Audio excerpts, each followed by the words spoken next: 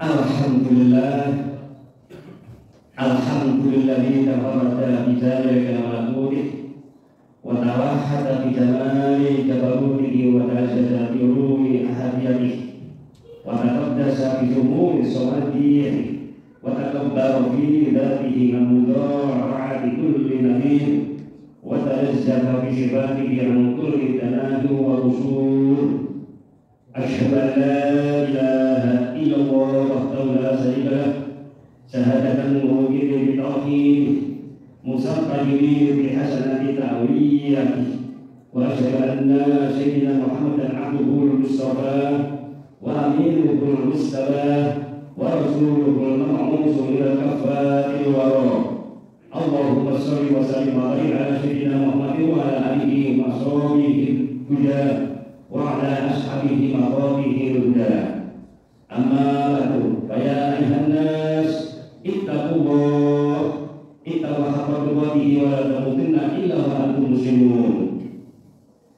A'udzu billahi minasyaitonir rajim. Bismillahirrahmanirrahim. Sarwin ayatina fil afaqi wa fi anfusihim hatta yatabayyana lahum annahu al-haqq. Awalam yakfi bi rabbika annahu ala kulli shay'in shahid. Sadaqallahul adzim.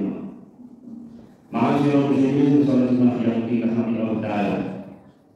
Pertama-tama marilah kita panjatkan puji dan syukur kehadirat Allah Subhanahu wa Ta'ala, Zat yang tak henti-hentinya melimpahkan karunia nikmatnya kepada kita semuanya, termasuk nikmat taufik, hidayah, dan nikmat berjamaah salat di masjid yang kita cintai ini. Salawat teriring salam semoga tercurah kepada baginda Habibana Muhammad sallallahu alaihi wasallam, juga semoga terlibat kepada para sahabat, para tabi'in, tabi'in, hingga kepada kita semuanya selaku umatnya. Semoga dengan kita membaca salawat insya Allah akan berada bersama mu'allam. Dan tak lupa melalui yang mulia ini, hati berwasiat khususnya kepada diri saya sendiri, dan pada punya kepada semua jemaah pada hari ini. Marilah kita sama-sama meningkatkan keimanan dan kenalan kita kepada Allah SWT, sebab hanya bekal takwa kita bisa lebih memaksimalkan ketaatan kita kepadanya dan menjauhkan diri dari segala bentuk larangannya. Ma'asyiral muslimin rahimahullah, kebahagiaan kita selaku manusia tentu tak sekedar kebahagiaan di dunia, tetapi juga jauh dari itu harus mengejar kebahagiaan hakiki dan abadi di akhirat kelak, yakni meraih kedekatan dengan penciptanya di dalam negeri keridhaannya.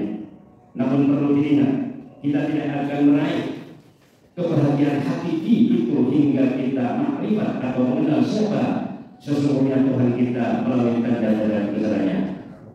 Marilah kita perhatikan dan renungkan firman Allah Subhanahu wa Ta'ala. A'udzu billahi minasyaitonir rajim. Bismillahirrahmanirrahim. Sanurihim ayatina fil afaqi wa fi anfusihim hatta yatabayyana lahum annahu al-haqq. Awalam yakfi bi rabbika annahu ala kulli shay'in shahid. Yang artinya, kami akan memperlihatkan kepada mereka tanda-tanda kekuasaan kami di seluruh penduduk bumi dan pada diri mereka sendiri, sehingga jelas bagi mereka bahwa Al-Quran itu adalah benar. Kita cukah bahwa Tuhan menjadi saksi atas segala sesuatu. Quran surat Al-Fussilat ayat 53. Ini artinya kunci mengenal Allah adalah mengenal tanda-tanda kekuasaannya, baik yang ada di jagat raya maupun yang ada pada diri kita sendiri. Ma'asyiral muslimin rahimahullah, menurut Ibnu Katsir dalam tafsirul Quran Al-Karim jilid 2 halaman 184 mengatakan bahwa Allah tak henti-hentinya mengajak kita selaku manusia untuk menggunakan akal cerdas dan sempurnanya untuk menemui serta mengenal hakikat yang ada di belakangnya, yaitu kehebatan dan kebesaran Zat yang menciptakannya. Setelah mengenal Allah, manusia yang berakal mulai kian mendalam keimanannya, kian menyadari kelemahan tanpa ada daya serta kekuatan yang diberikan Allah SWT kepada dirinya. Dari kesadaran itu pula, manusia kian takut kepada Allah, semakin pasrah kepadanya dan semakin taat kepadanya. Ma'asyiral muslimin rahimahullah, mungkin itu pula yang dimaksud dengan pepatah yang masyhur yang menyebutkan man arafa nafsahu faqad arafa rabbah. Barang siapa yang mengenal dirinya sendiri, maka dia akan mengenal Tuhannya. Ma'asyiral muslimin rahimahullah. Makanya bagi kita selaku muslim wajib sampai pada hakikat ini agar kita tak kehilangan arah dan tujuan hidup, agar kita bisa menentukan dari mana diri kita berasal, dari apa kita tercipta, sedang di mana kita berada, mau apa kita di dunia, apakah ingin bahagia atau ingin celaka. Jika ingin bahagia, kapan dan di mana? Kebahagiaan seperti apa yang kita kembangkan dan bagaimana cara meraihnya? Semua itu bisa dijawab. Kita adalah berasal dari Allah, tercipta dari tanah. Sekarang kita sedang berada di dunia ini, diciptakan untuk semata-mata beribadah kepada Allah SWT. Saat ajal datang, kita akan mati kembali kepada Allah. Orientasi ibadah untuk meraih ridhonya serta kebahagiaan, tidak hanya kebahagiaan dunia, tetapi juga kebahagiaan hakiki nan abadi di akhirat kelak. Dilahir dengan cara menjadi hamba Allah yang sesungguhnya, melalui taat dan perintah-perintahnya dan menjauhi segala lainnya. Ma'asyiral muslimin rahimahullah. Jika kita sudah mampu menjawab pertanyaan di atas, setidaknya kita sudah mampu menyelesaikan satu masalah, yaitu menentukan haluan dan orientasi hidup kita yang hakiki. Namun ingat, dalam perjalanannya kita juga harus sadar bahwa halangan dan rintangan akan selalu ada. Mulai rintangan dunia, makhluk, nafsu, hingga setan akan selalu ada. Belum lagi rintangan potensi buruk yang ada pada diri kita, seperti yang diungkap oleh Allah SWT. A'udzubillahi minasyaitonir bismillahirrahmanirrahim. Fahalhama fujuraha wa taqwaha. Maka Allah mengilhamkan kepada jiwa itu kefasikan dan ketakwaan. Quran Surat Asy-Syams ayat 8. Ma'asyiral muslimin rahimahullah. Selain memiliki tujuan baik, potensi baik serta sifat terpuji, kita juga memiliki potensi buruk, sifat kehewanan, sifat-sifat tercela yang harus kita singkirkan dan kita kalahkan agar tidak menghalangi perjalanan mulia kita menghadap Allah SWT. Demi meraih tujuan hakiki, kita harus mampu menyingkirkan sifat-sifat kebinatangan, sifat-sifat kesetanan, serta berbagai rintangan dunia makhluk nafsu dan setan. Di saat yang sama, kita kembangkan potensi-potensi baik, sifat-sifat terpuji dan sifat-sifat kemalaikatan. Tinggalkan kebahagiaan hewani dan kejar kebahagiaan hakiki. Kebahagiaan hewani terletak pada makan, minum, tidur, dan kawin, sementara kebahagiaan hakiki terletak pada menyaksikan keindahan kehadiran Allah.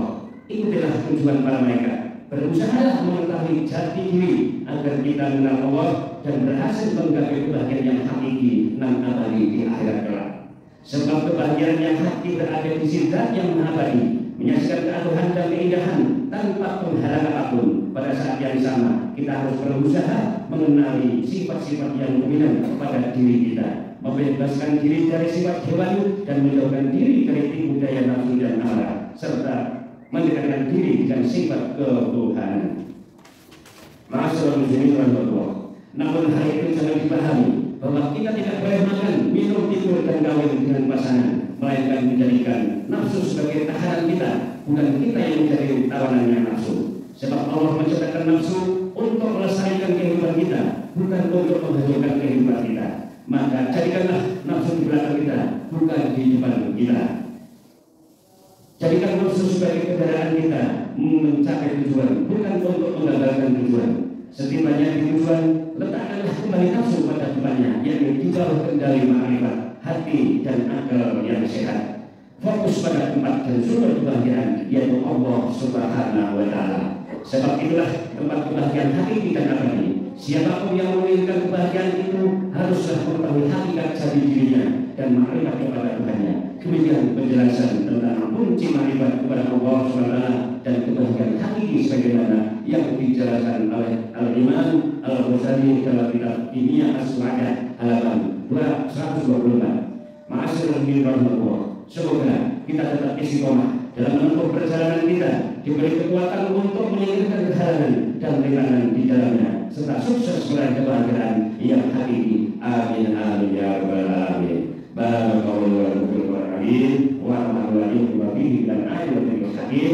Wattaqullahu minni wa minkum tilawah. Innahu samii'un 'aliim. Aqulu qawli hadza wa astaghfirullahal 'azim wa lakum wa lisa'iril muslimin wal muslimat wastaghfiruhu innahu huwal ghafurur rahim.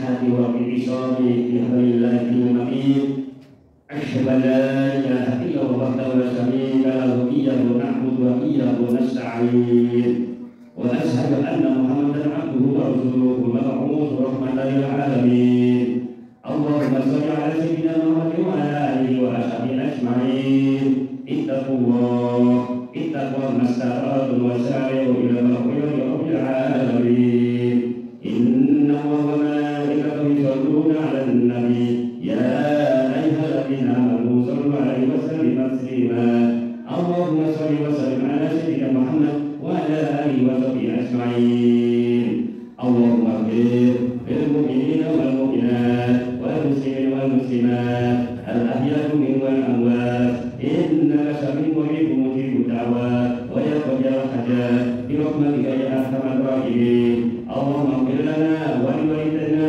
وارحمهما كما ربيانا صغارا اللهم نسألك إيمانا كاملا ويقينا صادقا ورزقا وأجرا وقلبا خاشعا ولسانا ذكرا نحوها خيرا وتوبة نصوحا اللهم إنا نسألك مجيبة رحمتك وعجل مغفرتك والسلامة من كل إثم والغنيمة من كل بر والفوز بالجنة والنجاة من النار اللهم اعطنا بما رزقتنا وخير لنا فيما أعطيتنا واخلف علينا كل رضايا لنا منك بخير برحمتك يا أرحم الراحمين ربنا لا تضلنا إنك أنت السميع وتب لنا إنك أنت الرحيم ربنا آتنا في الدنيا حسنة وفي الآخرة حسنة وقنا عذاب النار عباد الله إن الله يأمر بالعدل والإحسان وإيتاء ذي القربى وينهى عن الفحشاء والمنكر والبغي يعظكم لعلكم تذكرون فاذكروا الله العظيم يذكركم وادعوه يستجب لكم ولذكر الله